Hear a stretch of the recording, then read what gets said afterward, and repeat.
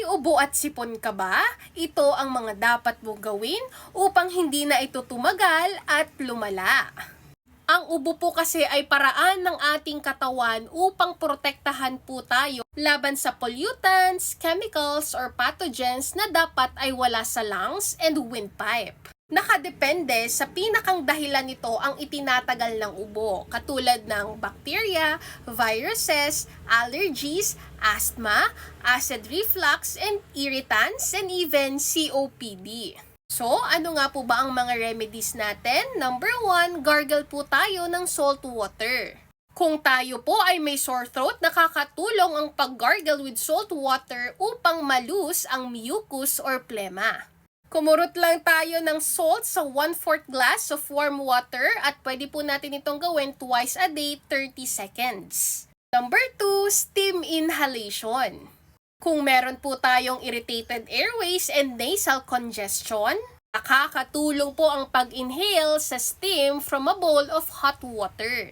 Gawin lang po natin ito 10 minutes at night, 3 to 4 times a week. Number 3, pwede po tayong uminom ng ginger or turmeric tea. Ang ginger ay may anti-inflammatory properties na nakakatulong i-relax ang ating airways.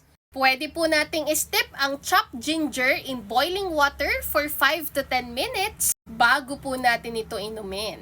Number 4, pwede rin po tayo mag-take ng unadulterated honey. Ang isang tablespoon ng honey ay nakakatulong sa ating sore throat at kumalma ang ating ubo.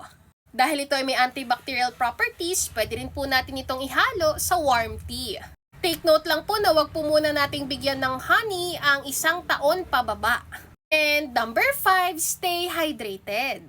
Ang pag-inom ng maraming fluids katulad ng water, buko juice, clear broth, or warm lemon water with honey ay nakakatulong upang numipis ang ating plema at maging moist ang ating throat. When it comes to lung health supplement, I highly recommend the Resveratrol dahil ito po ay naglalaman ng powerful herbs katulad ng Vitex Negundo, oregano and ginger concentrate, garlic na mayroong antibacterial and antiviral properties, wheatgrass and barley, and more na nakakatulong upang ma-relieve ang ating cough and colds at maboost ang ating immune system. This is FDA approved at pwede po kayong mag-take nito 2 capsules 15 minutes before meals. At kung sasamahan pa po natin ito ng tamang diet and lifestyle, mas mabilis po nating makukuha ang benefits nito. Prevention is always better than cure. Stay healthy po!